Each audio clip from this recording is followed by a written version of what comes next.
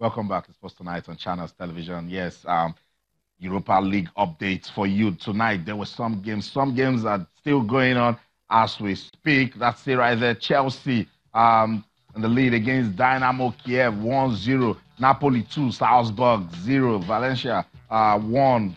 FC Krasnodar 0. But some games have been concluded. Special interest, the game between Rennes of France and Arsenal. Alex Iwobi scored first for the Gunners, and it looked like they were cruising away. It was a beautiful goal, clinical finish. But no, the Gunners couldn't protect the goal of the Nigerian, and they lost that one 3-1. Dynamo Zagreb defeated Benfica by a single goal. Frankfurt and Inter Milan played goalless. Sevilla 2, Slava Prague 2. Zenit St. Petersburg lost 3-1 at home to Villarreal. So it's the Europa League. Some of those fans that have their teams in the UEFA Champions League will say they don't follow Thursday football, but that's not true. I know that some persons are still following it because, of course, football gives a lot to talk about. So I will continue to monitor what's going down in the UEFA Europa League. You don't do well in the UEFA Champions League, you drop down to the Europa League.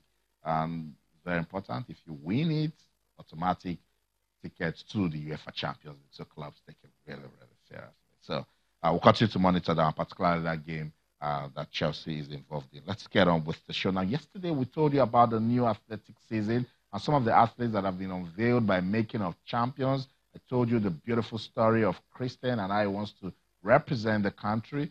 Some para-athletes that are also doing so well that are saying, look, more support, they can do better. One name that got us talking in 2018 in athletics that we must, as a country, invest and then keep talking about her is Joy Udo Gabriel. Yes, Joy Udo Gabriel broke into limelight when she went to the Commonwealth Games, did well, came back, ran a personal best at the Commonwealth Games, came back to the country, did well also at the National Championship. I felt so bad, particularly when she couldn't go to Finland for the World Juniors Championship. She's an athlete with Making of Champions, and she's got a whole lot of expectations for the new season. Let's listen to Joy. I started my training already, like very much early this season. I started the build-up because I've never really done build-up before, a strong build-up. So I started my build-up already, and I'm working hard and training so hard so that I can make the team, the All-African Games, and of course the World Championships.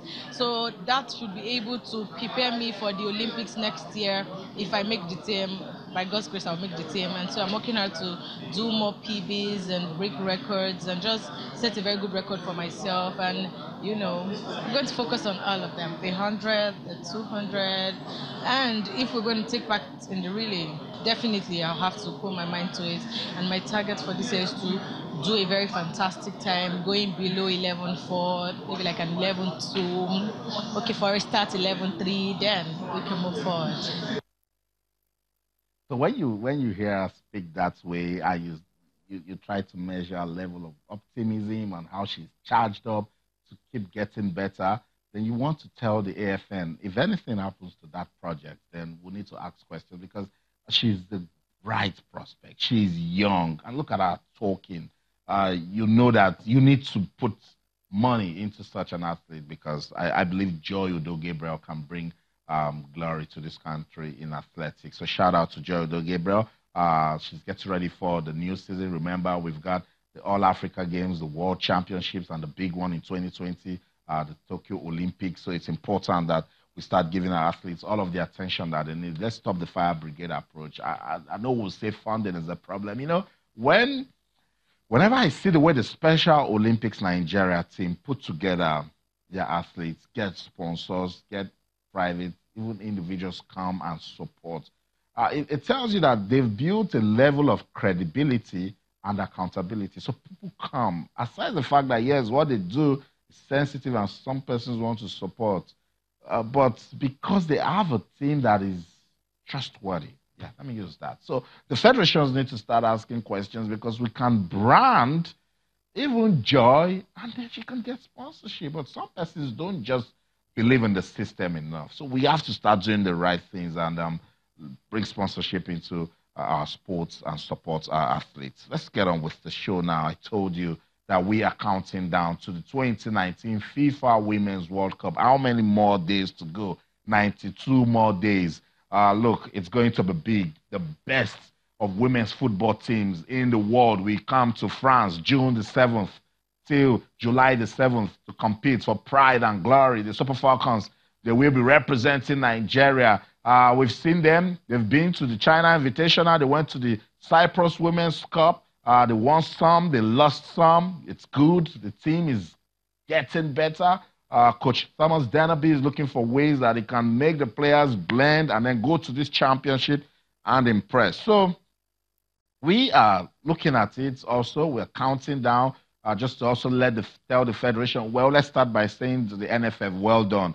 They said they will get the girls busy, and they are doing just that. So we're counting down so they will know that whatever it is to do, we need to do them more. Let's do more so that this team can have enough games, get ready, know themselves, fall, rise again, lose a game, ask questions, touch themselves and say, look, give the other person a tap on the back. The big prize is the World Cup because we don't want Nigeria to go there and just add to the numbers. We know the story of the Super Falcons at the World Cup. In Africa, undisputed champions. Look, they have conquered Africa in every way.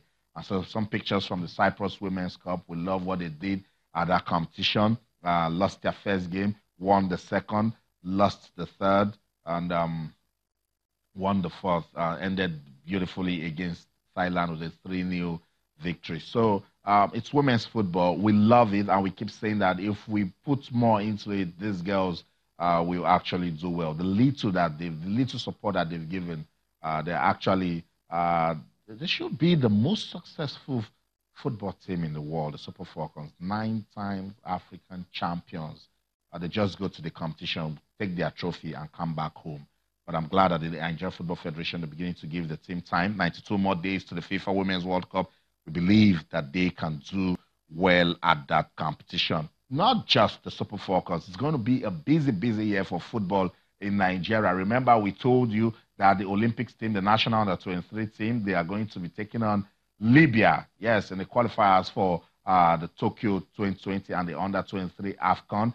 The Golden Eaglets, they are also busy. They've been in Turkey. What's going on there? It's an invitational tournament. We'll just run through some of the games that they will be involved in. They've been playing, but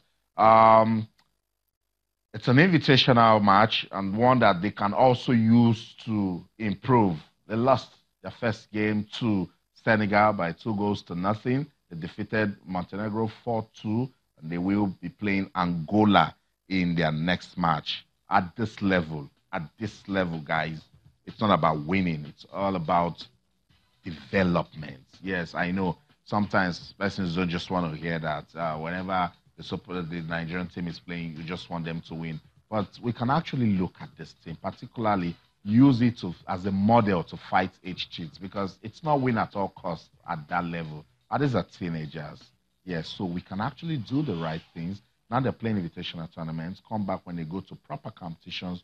We make sure that we're doing the right things at that level, because I keep reminding us that it is delicate. So it is what we do at that stage that will grow to the next level and up to the very heights of our national team football. So we'll continue to look at that one, the Golden Eaglets, one for the future. We know undisputed champions in the world. They've also done so well winning several World Cups, and we love it so much. Let's get on with the show now. More updates. Let's see what's going on in the Europa League. If we have updates coming from there, let's just run through it.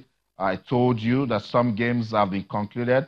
The game between Chelsea and Dynamo Kiev is still Chelsea 1, Dynamo Kiev 0. Napoli still enjoying a 2-0 lead over Salzburg. That's a good way to play at home. Valencia 2, FC Krasnodar 0. So the home team's doing well tonight. Let's just remind you some of the games that have been concluded. Dynamo Zagreb defeated Benfica by a single goal. Frankfurt and Inter Milan played goalless. Rennes defeated Arsenal at home by 3-1. Sevilla played 2-2 with Prague. You'd wonder why Sevilla, they love the Europa League. You'd wonder why they didn't win that one. Why Zenit Zenit St. Petersburg lost at home to Villarreal by 3-1. Let's get on with the show now. I told you drama in the UEFA Champions League last night. That's about the show for tonight, but you can keep talking to us because I'm seeing those messages. I want you to keep them coming on Twitter, channels_sports, Facebook channels, IFN Sports. That's the show for the team. I'm Austin Okonapan in everything you do. Remember, keep talking sports. Bye for now.